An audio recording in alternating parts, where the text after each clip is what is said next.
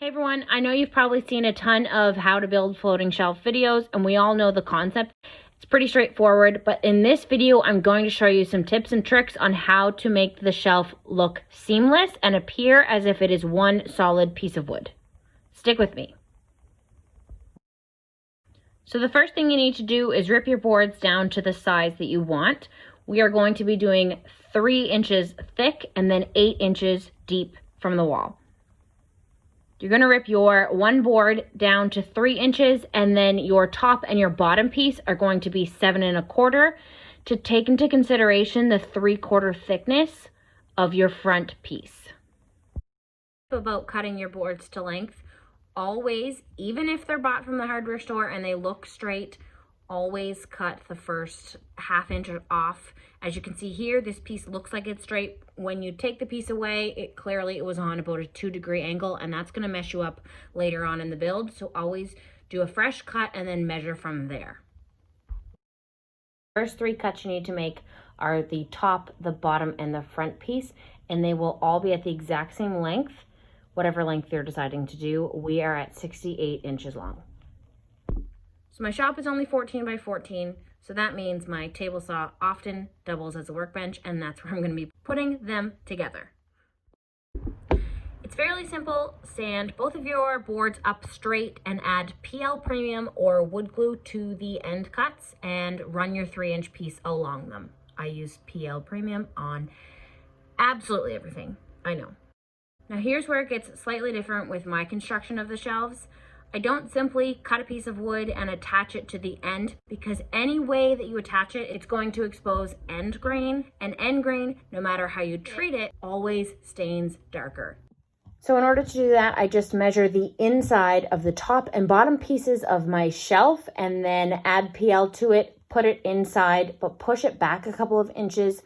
That way, once that dries after it's been clamped, the top and the bottom are supported, but they don't have the fat end joint.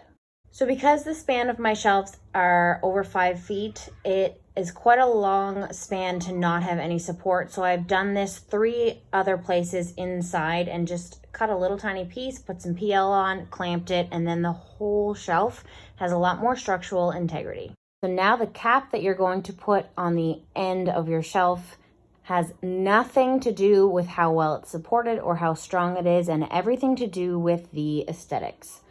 So you're going to measure the length and the width. No, you're just going to measure the width, and then you're going to rip a board down to size, flip it up on its side if you are comfortable with the table saw, and then rip it down to 3/8 of an inch thick. That way, when you put it on the cap of your shelf, it doesn't have a huge end grain, and you're able to sand it down fine enough that it blends really well. Now is when you measure the length of those, cut them, PL and glue them on, attach them with your nail gun, and then you're going to wood fill all of your spots. Now the key to making these shelves look completely seamless is moving up in grit with your sandpaper. So start at 80, add wood fill, go to 120, add wood fill, 220, and so on. Continue to add wood fill each time you sand.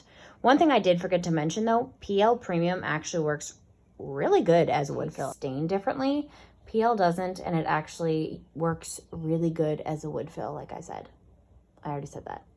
Anyway, wood fill, sand, wood fill, sand. Eventually your shelf will look seamless. I'm telling you guys, don't skip on the sanding. It is the most important part, and I probably spend twice the time on the sanding and the finishing of these shelves compared to the build time. It's what's going to set it off from other floating shelves. So the bracket that you're going to build for the wall is fairly easy. You're going to measure from the inside to the inside of your shelf, and keep in mind where you have put your little bracing pieces. You could space them out if you're doing multiples. I just put them wherever.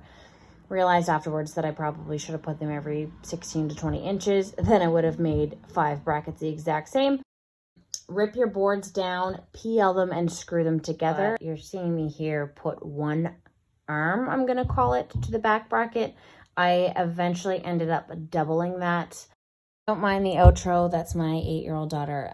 So she's just showing you that once I had the bracket on the wall and the shelf on the bracket, I did secure them because, again, they're quite large with a little screw, and then I used one of those circle pushy things that hides the screw. I should totally know what that's called. Anyway, I hope you guys liked it, and until next time, don't forget to like and subscribe. I will see you later.